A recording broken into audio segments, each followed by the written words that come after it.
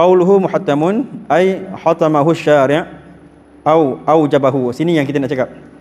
Dia kata muhattamun maksudnya menetapkan, ay hatamahu syari', maksudnya syari' agama telah menetapkan. Ni penting Wa aujabahu, dan syariat telah mewajibkan. Walam yurakhas, tidak diringankan. Fi tarkihi, tidak diringankan pada meninggalkan dia. Maksudnya yang fardu ain ni, yang bahagian yang fardu ain tu tidak diringankan pada meninggalkan dia, tak boleh tinggal. Maksudnya kita tak boleh cakap saya sakit lah, saya tak boleh belajar, saya sibuk, saya outstation. Semua tu tak boleh. Sebab dia tak boleh dia tak boleh, benda ni semua orang kena tahu. Nak outstation, dia kena cari jalan macam mana dia nak belajar. Nak sakit, bukan nak sakit, tak ada siapa nak sakitnya. Tapi kalau sakit, kita kena cari jalan juga macam mana nak kena belajar. Tapi dia ringan je yang fardu ain ni, sebab tu Allah marah. Kalau tak tahu, Allah marah sebab dia ringan sangat. Dia bukannya kena belajar bahas-bahas ni semua, bukan. Dia ringan sangat. Okey, jadi dia kata walam yurakhas fi tarkihi, maka tidak diringankan, tidak dilepaskan kalau dia tu meninggalkan yang fardu ain tadi. Mana dia? Liqaulihi ta'ala fa'lam annahu la ilaha illallah. Sebab Allah mengatakan, betul? Muka surat 29. Sebab Allah mengatakan fa'lam annahu, hendaklah engkau mengetahui bahawasanya Allah tu tiada Tuhan melainkan Dia. La ilaha illallah. Surat Muhammad ayat 19 ya. Fayajib ala kulli mukallafin min dzakarin aw untha. Tengok ayat situ. Dia kata maka wajib atas tiap-tiap mukallaf, zakar min zakarin, daripada laki-laki, wa untha, ataupun perempuan, wujuban ainiyan, akan sebagai wajib aini, ma'rifata kulli aqidatin, mesti dia tu ma'rifah, mengetahui, kullu aqidatin, setiap simpulan iman, bidalilin, dengan dalil, walau ijmalian, walaupun dalil tu ijmali saja. Jadi kalau dalil ijmali, dia tak perlu keluar ayat Quran, dia tak perlu keluar hukum akal yang melebihi daripada yang dikendaki oleh fardu ain, tak perlu. Jadi dalil ijmalian maksudnya dia kena tahu 20 sifat. Dia kena tahu 20 sifat tu. Tapi bila dia kena tahu 20 sifat dan lawan tu, akidah 50 tu dia kena tahu. Tapi bila orang tanya, apa kau cakap Allah wujud, apa tanda Allah wujud, apa bukti dia? Dia kata ada alam ni. Okey, dia kata kalau macam tu, betul ke Tuhan kau mendengar? Dia kata ya, Tuhan aku mendengar. Apa bukti dia mendengar? Bukti dia ada alam ni. Betul ke Tuhan kau yang menjadikan berkudrat? Betul Tuhan aku kudrat. Apa tanda dia kudrat? Ada alam ini. Jawapan dia satu je. Jadi orang tu mesti sampai boleh jawab macam tu lepas dah fardu ain. Sebab tu Allah marah kalau benda tu pun dia tak tahu. Kalau benda tu pun dia tak tahu. Jadi kalau benda tu pun dia tak tahu, memang tak lepas fardu ain. Jadi tuan-tuan jangan keliru. Dekat orang yang mengatakan fardu ain tu nak kena tanya, zat apa zat? Zat apa zat? Makhluk apa makhluk? Itu bukan fardu ain. Ta'alluq apa ta'alluq? Apa ni semua? Itu bukan fardu ain. Okey, kenapa benda tu bukan fardu ain? Kembali balik bawah. Dia kata aqidatin bidalilin walau ijmaliyan, mesti mengetahui dengan dalil tapi walaupun secara ijmali. Wa amma ma'rifatuha bidalil tafsili fa fardu kifayah. Nampak tu? Adapun mengetahui makrifah Allah tadi tu bidalil tafsili, dengan dalil yang tafsil, sampai boleh keluar ayat Quran, sampai boleh lawan pakai hukum akal yang lebih daripada had tadi tu, fa fardul kifayatin. Nampak? Yang itu adalah fardu kifayah saja. Fa yajib ala ahli kulli khatar, maka wajib atas ahli tiap-tiap negeri. Ni yang fardu kifayah tadi ya. Au najiyah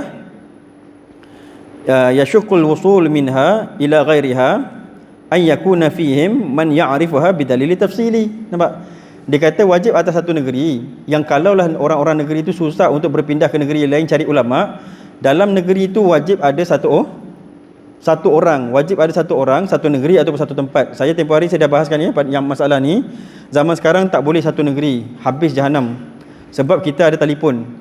Telefon tu banyak WhatsApp boleh rosakkan, banyak YouTube boleh rosakkan, banyak media sosial boleh rosakkan.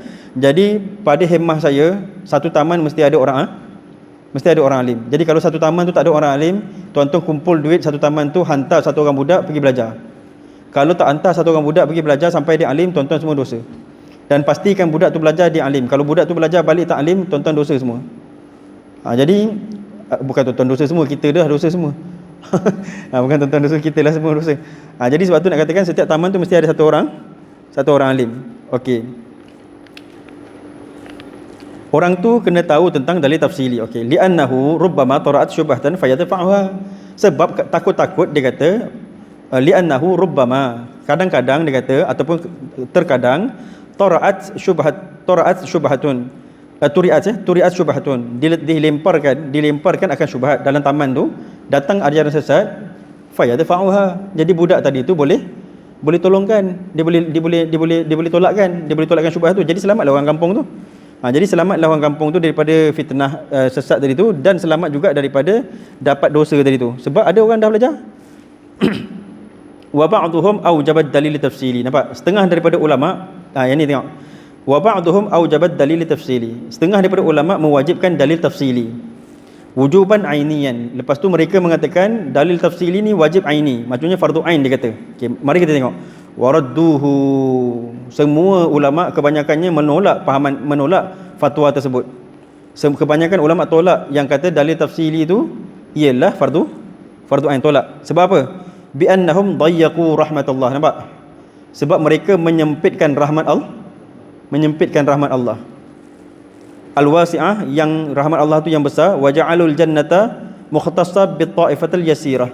Sebab mereka menjadikan syurga tu untuk terkhusus untuk satu kumpulan yang kecil saja. Nampak tak? Ini pandangan ulama. Ulama meluaskan rahmat Allah Ta'ala. Sebab apa? Kalau dalam kitab ni tak sebut pula hadis. Kalau dalam Durus Amin tu kan hadis, sebut hadis kan. Kan Nabi sendiri cakap, Syekh Daud Fatani cakap, Nabi cakap ahli syurga tu 120 saf, 80 saf tu umat aku. Nabi cakap 40 saf tu barulah semua umat daripada zaman Nabi Adam sampai Nabi Isa. Jadi 80 saf tu umat aku. Kalau umat Nabi Muhammad masuk syurga semua, ulama berapa kerat je. Nampak tak? Jadi yang masuk syurga 80 saf tu, itulah orang awam dan orang khas. Jadi kalau orang awam masuk syurga, berarti mereka tu diterima iman mereka tu dengan dalil ijmali. Mana ada orang awam boleh bahas tinggi-tinggi, tuan? Nampak tak?